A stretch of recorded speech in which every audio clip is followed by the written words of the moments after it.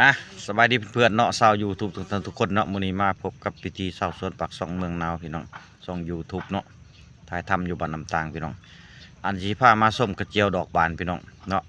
กระเจียวดอกบานในเฮาปลูกใบพี่น้องเพื่อเป็นสิริมงคลพี่น้อง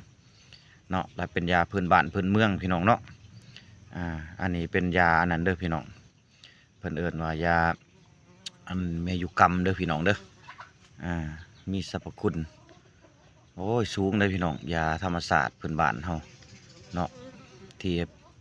เพิ่นเคยชมใส่มาตั้งแต่ดึกดำบรรพ์แต่ปู่แต่ย่าตายายเฮาพี่น้องจนเฒ่าคู่มือนี่ละพี่น้องเนาะ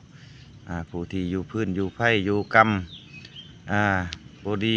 อยู่กรรมบ่หรือว่าพิษกรรมพิษกอกนี่พี่น้องโอ้ยตัวนี้นี่สุดยอดเลยพี่น้องเป็นยา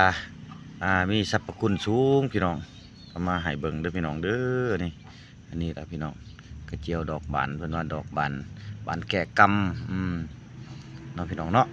บางจุดบางเขตก็สิมีคือกันนะพี่น้องเนาะหลายจุดใดบอนผู้มักรักษาไว้ก็ยังผู้บ่รักษาไว้ก็สาบสูญไปหายไปเบิดไปพี่น้องของธรรมศาสตร์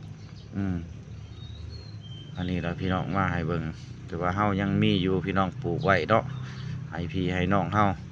ชาวบ้านเพิ่นได้ส้มได้ใส่น้ำกันพี่น้องผู้ที่เพิ่นยังใส่ผืนทานเดิม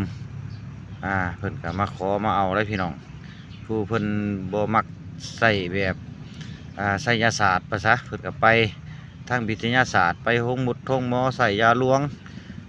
ก็บ่ว่ากันพี่น้องเนาะแล้วแต่ความเชื่อถือของไผของมันเนาะพี่น้องเนาะอันนี้เฮาเอามาให้เบิ่งพี่น้องว่าเฮามีเนาะพี่น้องเจียวดอกบาน